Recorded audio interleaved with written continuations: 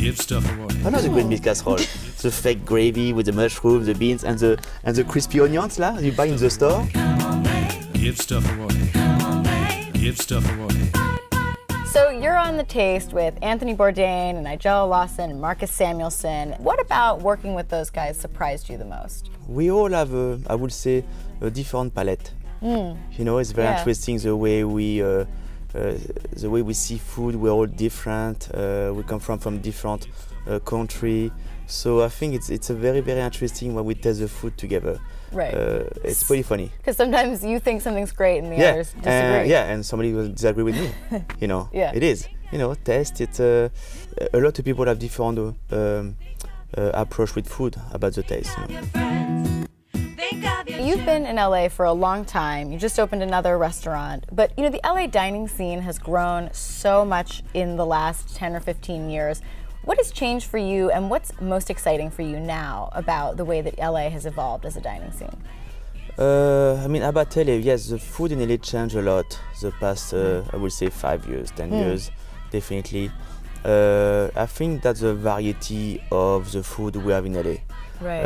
It's not like New York. New York, I would say, is more European. You know, but LA, we have a lot of different culture. Yeah. You know, of course, a lot Asian. You know, Korean food, Japanese, Chinese, Latino. I mean, we have Mexican food, we have Peruvian, and we have French food, and we have a lot Italian too. But I think the food in LA is more accessible. Yeah. You know, cheaper. Yeah. Well, anything's cheaper than New York. You know, and I think the food is more. I don't want to say creative, but more flavor, more California is more. I think it's more, more flavor. I would say, because we have amazing ingredients in California produced. Very diplomatic of you to say, you know, oh, it's all good, but LA's But a you know, little it's the sad thing. It's not about New York anymore. Yeah. You know, it's not about New York anymore. Sorry, guys. Fighting words. You're saying Sorry, it to a New Yorker. No. You're a French chef, but you've lived in the U.S. a long time, and a lot of Americans like to give the French a lot of grief. Yeah. So we'll give you a chance. What are things that Americans do that you find horrible? Actually, I like your food. I love burger. I love fried chicken. I love it. I mean, you know, I have two partners, you know, Johnny and Vinny, who's American, and I would say this cooking me a lot American food. Yeah. I like it. So you have my favorite dressing is ranch. I love ranch. So you're not taking the opportunity to like swipe back at the Americans? Not at all. No. No. Don't get me wrong, but you know, it's. I love American food. You know, I love some white trash. There you go. Whatever. See, you're saying it nicely, then you call it white trash. So no, we do the same thing in France. Trust me. I'm from Burgundy too, a little bit, you know, the countryside. But no, I mean, you know what? I really, you know, like I just cooked recently a green bean casserole. I love that. I love the green bean casserole. The fake gravy with the mushrooms, the beans, and the crispy onions là, you buy in the store. It's all good. So good. Give stuff away. You've said before that your parents sent you into a kitchen hoping that you would sort of get it out of your system. Have there been moments in recent years or throughout your career where you've thought, oh, maybe I should have given up then? I mean, have you had those moments, or have you always said, all right, this is what I want? No, I mean, I really want to be a chef. I always want to be a chef. But that's not easy.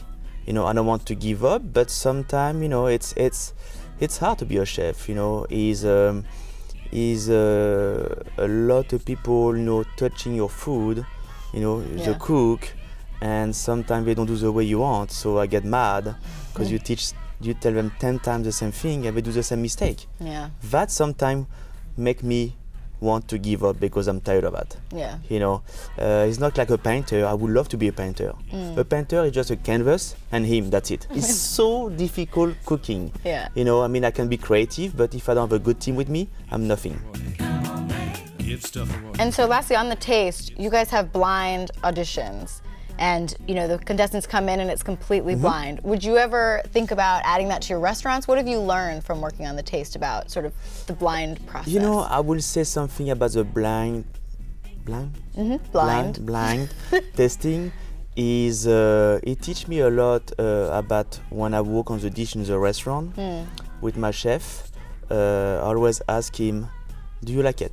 You know, do you test enough the main ingredients? You know, ask yourself to test something blind is not easy to figure out what it is. So if you don't figure out what it is, it means that's not good. No, but it's true.